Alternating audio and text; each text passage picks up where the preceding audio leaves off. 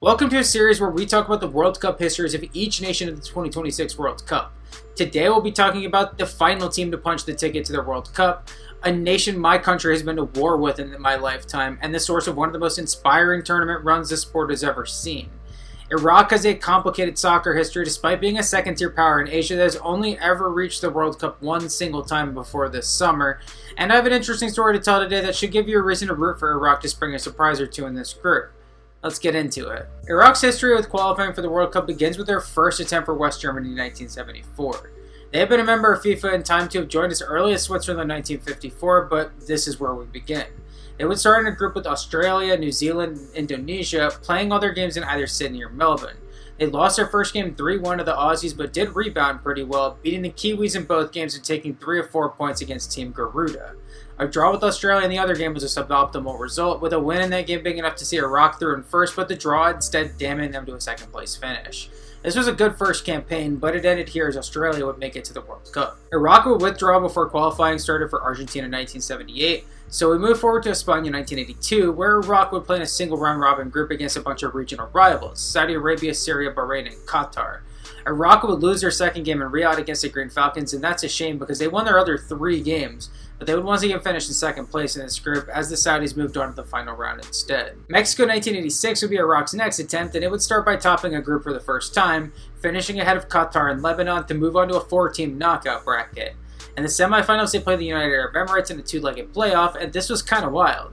Iraq would win the first leg 3-2 in Dubai, with 2 late goals swinging the game in their favor. They had a big leg up going to the second leg in neutral Taif in Saudi Arabia, and while they would lose that game 2-1, a late goal from Karim Saddam ended up meaning everything. Iraq would advance to the final round on away goals, knocking out the Emiratis and setting up a date with their neighbors Syria. Iraq versus Syria with a spot on the World Cup on the line. I didn't know this ever happened. The first leg in Damascus finished 0-0, so it was all to play for in Taif in the second leg. In this one, goals from Hussein Saeed, Shakir Mahmoud, and Khalil Alawi let the Iraqis win 3-1 and let them punch their ticket to the World Cup for the first time, standing tall above every other national team in the Middle East. In Mexico, Iraq's first ever World Cup group would be a pretty tough one. They get the hosts Mexico, a very solid Belgium team, and a decent Paraguay squad out of South America. None of these teams were going to be easy to beat, but Iraq still had to be at least a little confident they could maybe pull out a result or two. Game 1 was against Paraguay and Toluca, and this was probably the most likely place for Iraq to get a point or even a win. Unfortunately for them, Julio Cesar Romero would score the only goal of the game in the 35th minute to give Lala Biroja the 2 points and put the Lions of Mesopotamia into an early hole. One of Iraq's best players, Hussein Saeed, played in this one but was clearly struggling with an injury. He would be sent back home after this game, further weakening Iraq's position in this group. Game 2 against Belgium and Toluca once again, and this went similar. Belgium scored 2 goals early, one being a banger of a goal from the great Enzo Schifo, and the other being a penalty converted by Nico Klaassen. Iraq was being played off the pitch in the first 45, and things got even worse in the 52nd minute when Basel Korkis was sent off, and they were down to 10 men. Confoundingly though, this is when the Iraqis finally started playing well, with the great Ahmed Radi scoring the first ever World Cup goal for Iraq in the 59th minute. This was huge, but the Iraqis were unable to build on this momentum, and they couldn't score again. The game ended 2-1, and Iraq was still on 0 points after 2 games, with qualification now a long shot. Iraq would close their World Cup out at the Azteca against the host Mexico, and El Tri would be out without their talismanic striker Hugo Sanchez due to the yellow card accumulation, and that gave the Lions of Mesopotamia a chance in this one. They got to halftime scoreless, but Mexico soon took the lead in the second half when Fernando Quirarte collected a free kick in the box and finished past Fatah and Saif to give the hosts the lead they would hold on to. The final score ended 1-0 Mexico, another respectable effort from Iraq, but a third loss in 3 games, all by 1 goal. One last detail of this World Cup that you may also know if you've watched highlights of these last 3 games. Why is Iraq wearing light blue and yellow? These are not Iraq's colors. They're green and white. Recently, they've started wearing black as well, but these look like they're like cosplaying as like Ukraine. This decision was made by the president of Iraq's FA, Saddam Hussein's son and a complete psychopath, Uday Hussein. This dude was a rapist, murderer, he would torture Iraqi players, and yeah, he was just a horrible person. Iraq would attempt to run it back for Italian 90, and they would begin in a group with Qatar, Oman, and Jordan. Things got off to a bad start though. They drew in Muscat and lost to Qatar and Doha, and they sat in second place. This wasn't good enough. Iraq needed to win the group, and they had the chance to after beating Oman and Jordan in their next 2 games. If they could take care of business against Qatar at home in their last game, they would be through, but while they would take a 2-1 lead late, Adel Khamis would equalize for the Qataris in the 85th minute to advance the Maroons at Iraq's expense. For USA 94, Iraq's initial group put them with China, Jordan, Yemen, and the Pinatas of the group Pakistan. This went better with the Iraqis drawing in Jordan with Al Nashama and then rattling off 6 straight wins to clinch first place in the group before the final match day. This got them to the Asian mini-hex, a single round robin against Japan, South Korea, North Korea, Saudi Arabia, and Iran. In this group, Iraq got off to a really bad start by blowing a 2-0 lead against North Korea and losing 3-2. A draw against South Korea late was much better, and a 2-1 win against Iran actually gave them a shot here. Ahmed Radi scored immediately in the 4th game against Saudi Arabia, but they'd have to settle for a 1-1 draw in that one, putting everything on the final game against Japan. Iraq had to win this game and pray for long odds that South Korea would drop the result in their game against their bitter rivals North Korea, which did not happen. Still, Iraq would draw the game with a dramatic stoppage time equalizer from Jafar Amran, eliminating Japan from the World Cup in what Japanese fans call the Agony of Doha. France in '98 expanded the World Cup to 32 teams, and Iraq didn't even come close to taking advantage of this. In a group with Kazakhstan and Pakistan, Iraqis would lose home and away to the Kazakhs, finishing 2nd place in the group and failing to advance to the final group stage. Qualifying for Korea Japan 2002 saw Iraq begin in a group with Kazakhstan again, as well as Nepal and Macau. Both Iraq and Kazakhstan will win their 4 games against the bottom feeders, putting everything on the games against each other. Both games finished 1-1, and the group came down to goal difference, where Iraq would edge the Kazakhs and advance to the final groups. Iraq here got into a group with Iran, Saudi Arabia, Bahrain, and Thailand, with the winner going to the World Cup and the runner-ups going to a playoff. Iraq won their opener against Thailand in this group, but then lost their next 4 and fell out of the race. They would finish in 4th place in this group, missing the World Cup again. Moving to Germany 2006, Iraq was now at war with the US, Uday Hussein was dead, and the team was in a group with Uzbekistan, Palestine, and Taiwan. Iraq would draw their first 2 games in Tashkent against Uzbekistan and in neutral Al-Waqra against Palestine, and a loss in neutral Amman in the return leg against the Uzbeks confirmed Iraq's 2nd place finish in this group and another early elimination from World Cup qualifying. Let's shift to the Asian Cup for a second here. It's kind of random because Iraq hasn't really done much there either, making it twice in the 70s and finishing 4th place at Iran 1976. They then missed 4 straight Asian Cups before finally making it back in 96. In each of the next 3 Asian Cups after that, Iraq would lose in the quarterfinals to the UAE, then Japan, and then China. They would make it again to Southeast Asia 2007, being drawn in Thailand's group with Australia and Oman as well. Starting with a draw against Thailand wasn't ideal, but a huge 3-1 win over an Australian team in their first Asian Cup coming off a knockout appearance at the World Cup, that was clutch. Their last game against Oman finished 0-0, and that was enough to get Iraq back into the knockouts as group winners. In the quarterfinals, Iraq's Everest did the last 3 Asian Cups. They would get a good matchups against one of the other hosts, Vietnam. They got here after finishing ahead of both the Emirates and Qatar in their group, but Iraq would beat Vietnam 2-0 on a brace from Yunus Mahmoud. This got them to a semifinals against South Korea, where they would hold for a 0-0 result and hold out for penalties, where 2 late misses for South Korea gave the shootout to Iraq. This war-torn nation was going to the Asian Cup final, where they were due to play Saudi Arabia. After the win against South Korea, many Iraqis celebrated in the streets. Here, suicide bombers targeted the fans, killing over 50 people. Devastated and heartbroken, the team considered pulling out of the final, but chose to go ahead in honor of the victims of the attack. What followed was a performance that transcended sports. Iraq's defense would hold out once again and kept the game 0-0 until the 73rd minute. It was here, on an Iraqi corner, that Yunus Mahmoud would head past Yasser al-Mosalem, and now Iraq had the lead 1-0. They would keep this lead. They would break through it and win their first ever Asian Cup in the most harrowing of circumstances. This is one of the most famous Cinderella runs in soccer history, but it didn't last long. To get to South Africa 2010, Iraq would win a playoff against Pakistan, who they've played abnormally often in this video so far. That got them drawn into a group with Australia, China, and Qatar. In this group, some bullshit happened. Iraq opened with a draw in Dubai against China and then lost 2-0 in Doha to a Qatar team that was playing an eligible player. We've seen teams get docked results for this all the time, talking about it specifically in the South Africa and Cape Verde videos, but Qatar somehow escaped punishment this time. I'm not sure how that could have possibly happened. Iraq would trade wins with Australia, then win in Tianjin against China, but after losing their final game in Dubai against Qatar, that was it. Iraq finished 3rd place in the group and was eliminated, with the 3 points they would have gotten from Qatar forfeiting their other result being the 3 points they were short. Brazil 2014 began with Iraq beating Yemen in a playoff before being drawn into a group with China, Jordan, and Singapore. They lost their first game in Erbil against Jordan, but then won the other 5 games, easily winning this group and advancing to the final group stages this time. They got the group with Japan, Australia, Jordan, and Oman, with the top 2 getting tickets to the World Cup and 3rd place going to a playoff. Things started okay here with a draw in Oman against Jordan, and then another one in Doha against Oman.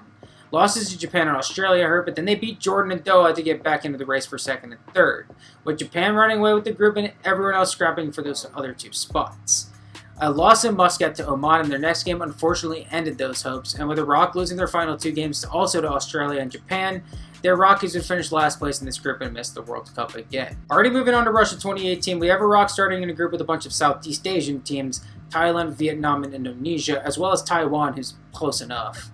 Indonesia would be barred from qualifying due to government interference, which is wild in the same video that we talked about Uday Hussein, but that made this a 4-team group.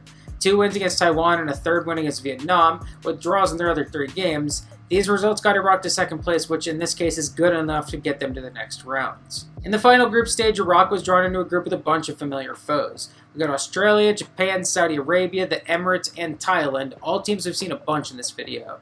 Halfway through the double round robin, Iraq had beaten Thailand bad, but lost their other 4 games and sat a distant 5th, way out of the race for the top 3 spots. A draw against Australia in their next game was alright, but after losing in Jeddah to the Saudis, it was all but over. A draw in Game 8 against Japan confirmed Iraq's spot outside the top 3, eventually finishing in 5th place of 6 to miss the World Cup again. Iraq was consistently a second-tier Asian power during this time, but they could just never make the breakthrough to that top 5 that was so often held by Japan, South Korea, Iran, Saudi Arabia, and Australia once they joined the Confederation. When other teams got opportunities, it was other teams like Bahrain, China, or Jordan getting that shot. It's definitely a hopeless time to be an Iraqi soccer fan for multiple reasons. Going into Qatar 2022, the first World Cup held in the Middle East, Iraq would start in a tough group with Iran, Bahrain, Hong Kong, and Cambodia. Iraq drew both their games against Bahrain, but crucially got a win in one of their other 2 games against Iran, and won their other 4 games against the 2 bottom feeders. This one wasn't enough for first, but they would finish ahead of Bahrain in the 2nd place, and advance to the final groups as one of the best runners-up. In this group stage, Iraq would end up in the Iran-South Korea group this time, as well as the UAE, Syria, and Lebanon. The first half of this double round robin was ludicrous, with Iran and South Korea running away with the group. They drew with each other, but Iraq's 0-0 draw against South Korea in the first match day was the only result any of the bottom 4 got against either of those 2. However, in the games between the bottom 4, the only one to end with a win for anyone was Lebanon's 3-2 win against Syria and neutral Oman. This meant the Cedars amazingly held the 3rd place playoff spot, 1 point ahead of Iraq. Everything was to play for in the second half of this group stage, where Iraq would lose in neutral Al Rayyan to South Korea, and then in Tehran to Iran, while the Emirates won both their games and took that 3rd place spot for themselves, ahead of Iraq by 5 points. A frustrating draw in Sedona against Lebanon sucked, but Iraq was able to win in neutral Riyadh against the Emirates to draw closer at least. They were still 1 point behind though, and a draw in Dubai against Syria doomed them. UAE was able to get a shock win against South Korea to make any result between Iraq and Syria irrelevant, but still, what a painful campaign. They had so many opportunities to grab this playoff spot and failed every time, missing the World Cup again. We've caught up to the present day where we reached qualifying for North America 2026. This was a mammoth campaign for Iraq, who finally had a good chance to qualify for the World Cup now that Asia has 8 or 9 spots in this thing. Iraq would start qualifying with a bang, winning 6 of 6 matches in a group with Indonesia, Vietnam, and the Philippines, advancing them to the group stages.